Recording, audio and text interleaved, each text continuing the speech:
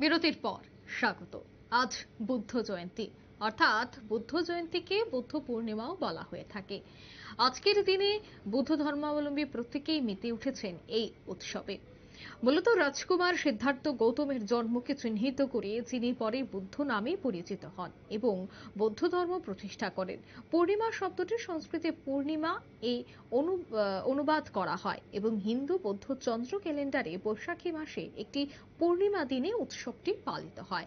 আজ যেহেতু বুদ্ধ পূর্ণিমা, তাই আজকের দিনে দেখা গেছে বুদ্ধ মন্দিরের পক্ষ থেকে একটি মহতী উদ্যোগ হাতে নেওয়া হয়েছে। আজ বুদ্ধ জয়ন্তী উদযাপন উপলক্ষে ক্যান্সার হসপিটালে ক্যান্সার রোগীদের মাধ্যমে ফল মিষ্টি বিতরণ করা হয় এবং বুদ্ধ মন্দির স্থিত বেনুবন বিহারের উদ্যোগে আজকের এই অনুষ্ঠানে প্রত্যেকের উপস্থিতি ছিল বেশ লক্ষণীয় এবং আগামী দিনেও এ ধরনের সামাজিক কাজকর্ম হাতে নিয়ে থাকবেন বেনুবন বিহারের সদস্যরা, এমনটাই কিন্তু তারা জানাচ্ছেন। কি বলছেন তারা, শোনাবো। আগামীকাল বুদ্ধ জয়ন্তী, বুদ্ধ পূর্ণিমা। এই বুদ্ধ পূর্ণিমা উপলক্ষে আজকে আমরা এখানে এসেছি ক্যান্সার হসপিটাল আগরতলা। এসে এখানে পেশেন্টদেরকে আমরা ফল ফ্রুট মিষ্টি ডিস্ট্রিবিউশন করেছে, আর আমরা প্রার্থনা করেছি ওরা সবাই তাড়াতাড়ি সুস্থ হওয়ার জন্য।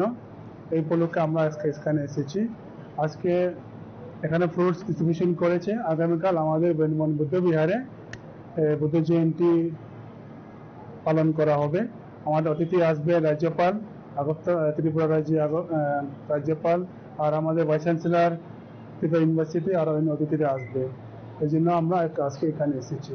তো সবাইকে happy Buddha Purnima, happy ওয়েসাক day. আপনারা শুনলেন তাদের বক্তব্য। অর্থাৎ বুদ্ধ জয়ন্তী উদযাপন উপলক্ষে ক্যান্সার হাসপাতালে ক্যান্সার রোগীদের মধ্যে আজ ফল মিষ্টি বিতরণ করা হয়। আগামীকালও বুদ্ধ পূর্ণিমা উদযাপন করা হবে, যেখানে প্রধান অতিথি হিসেবে উপস্থিত থাকবেন রাজ্যপাল। নিয়ে নিচ্ছে ছোট্ট একটি বিজ্ঞাপন বিরতি, সঙ্গে থাকুন।